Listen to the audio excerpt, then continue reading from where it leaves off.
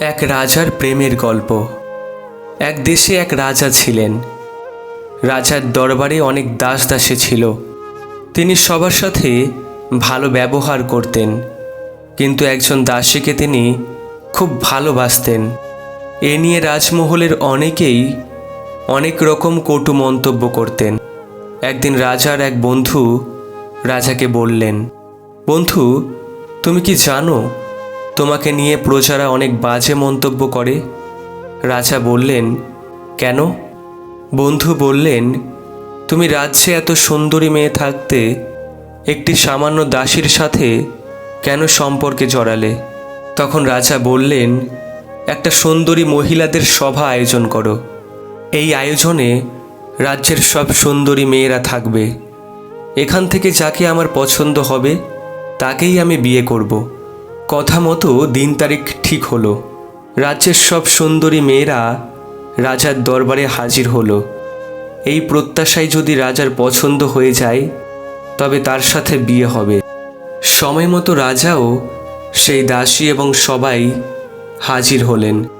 রাজা তার ধন সম্পদ, হীরা, মণিমুক্তা ইত্যাদি সবার সামনে রাখলেন আর বললেন, আমি পছন্দ করব পরে।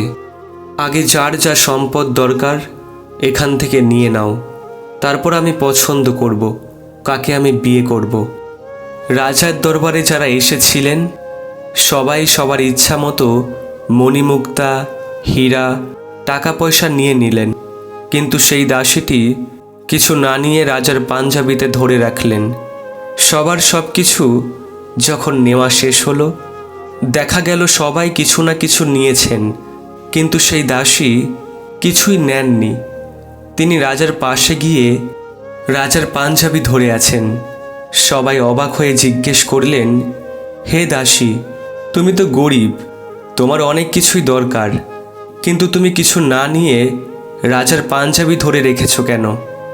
উত্তরে দাসী বলল, আপনারা তো সম্পদ নিয়েছেন, কিন্তু আমি এই সম্পদের মালিককে নিয়েছি। আমি এই সম্পদের মালিকের হয়ে যেতে চাই। যদি আমি এই সম্পদের মালিক হয়ে যেতে পারি তবে তো সব সম্পদই আমার। তাই আমি সম্পদের মালিকের পাঞ্জাবি ধরে রেখেছি। তখন রাজা বললেন, এবার হয়তো তোমরা সবাই বুঝতে পেরেছ আমি কেন রাজ্যে এত সুন্দরী রেখে দাসীকে ভালোবাসি। সবাই বললেন, হ্যাঁ, বুঝতে পেরেছি। এভাবে আমরাও দুনিয়ার সম্পদ নিয়ে ব্যস্ত থাকি, কিন্তু আমরা একবারও চিন্তা করি না যে এই সম্পদের মালিক যিনি, আমরা যদি তার হয়ে যাই তবে এই দুনিয়ার সব কিছুই তো আমাদের। তাই আসুন, দুনিয়ার সম্পদ নয়, সকল সম্পদের মালিক ঈশ্বরকে খুঁজি। যদি আমরা তাকেই পেয়ে যাই তবে সেটা হবে আমাদের উভয় জীবনের শ্রেষ্ঠ পাওয়া। জীবনে যে 8টি আফসোস রাখবেন না। নাম্বার 1, নিজের চেহারা কিংবা গায়ের রঙের জন্য আফসোস করবেন না। এটা মাথায় রাখবেন, আপনি যেমনই দেখতে হন না কেন, আপনাকে এভাবেই ঈশ্বরের কাছে ভালো লেগেছে বলেই তিনি আপনাকে এভাবে তৈরি করেছেন।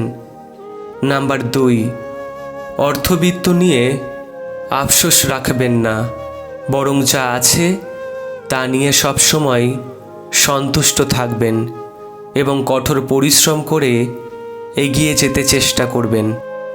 নাম্বার 3, প্রিয় মানুষ জীবন থেকে হারিয়ে গেলে আফসোস রাখবেন না, বরং এটা বিশ্বাস করবেন ঈশ্বরই তাদেরকে আপনার জীবন থেকে সরিয়ে ফেলেছেন, কারণ তারা আপনার জন্য কল্যাণকর নয়। নাম্বার 4, নিজের অস্বস্তি নিয়ে আফসোস রাখবেন না।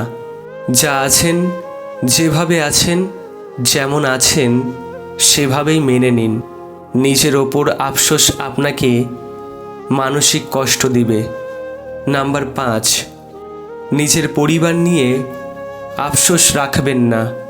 পরিবার যেমনই হোক, কৃতজ্ঞ থাকুন এটা ভেবে আপনি এতিম নয়, আপনার জীবন কোনো এতিমখানায় কাটেনি।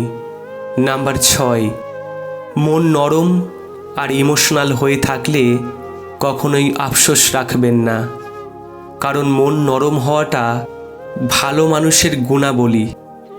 নাম্বার 7, ভুল মানুষদের ভালোবেসে আফসোস রাখবেন না, কেননা আপনি হারিয়েছেন খারাপ মানুষ, কিন্তু তারা হারিয়েছে আপনার মতো ভালো মানুষ। বরং ঈশ্বরের নিকট কৃতজ্ঞ থাকুন।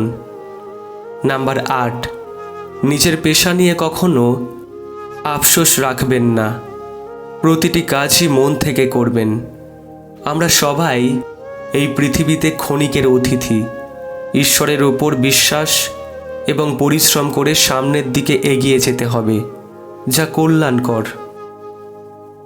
কারো সম্পর্কে কেউ খারাপ কিছু বললে চট করে বিশ্বাস করবেন না, কারণ কিছু কিছু মানুষ আছে যারা ভালো সম্পর্কগুলোকে খারাপ করে দেয়। অনেক অনেক উল্টাপাল্টা কথা বলে। সম্পর্ক শুধু রক্ত মাংসে গড়া দুটি শরীরের কিংবা কোনো জাতপাত উঁচু নিচু ভেদাভেদের ওপর নির্ভর করে না। সম্পর্ক নির্ভর করে আত্মার সাথে আত্মার মিলনের তথা পারস্পরিক বিশ্বাস ও মর্যাদার ওপর। আঘাত খুব হিসেব করে করা উচিত। নিজে যতটা সহ্য করা যায় ঠিক ততটুকুই, কারণ আঘাতগুলো ফিরে আসবেই, আজ নয়তো কাল। সবাইকে কাছের মানুষ ভেবো না, কারণ মুখোশধারী মানুষগুলো সবসময় কাছের মানুষ হয়েই থাকে। সে বুঝেছিল যে এটা তার স্বাধীনতা, কিন্তু সে জানে না যে সে তার নিরাপত্তার উপাদান হারিয়েছে। ঝগড়ার পর যে মানুষটি সব রাগ ভুলে প্রথমে কথা বলে সে নির্লজ্জ নয়, আসলে তার কাছে সম্পর্কটার মূল্য অনেক বেশি।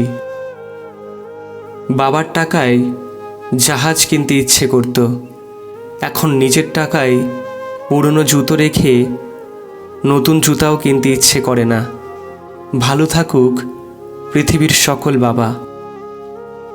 নিজের দিক থেকে সৎ থাকুন, ঠকলেও অন্তত এই ভেবে শান্তি পাবেন যে আমি ঠিক ছিলাম। আসলেই সত্য শান্তি দেয়। তোমাদের স্মরণ রাখা উচিত সকল কর্মের উদ্দেশ্যে মনের ভিতরে পূর্ব হইতে যে শক্তি রইয়াছে তাহার প্রকাশ করা, আত্মাকে জাগাইয়া তোলা। প্রত্যেক মানুষের ভেতরে এই শক্তি আছে এবং জ্ঞানও আছে। এই সকল বিভিন্ন কর্ম যেন ওই শক্তি ও জ্ঞানকে বাহিরে প্রকাশ করিবার, ওই মহাশক্তিগুলিকে জাগ্রত করিবার আঘাত স্বরূপ।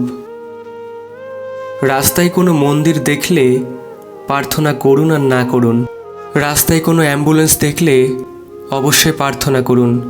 কে জানে, হয়তো আপনার প্রার্থনাতেই বেঁচে যেতে পারে একটা জীবন।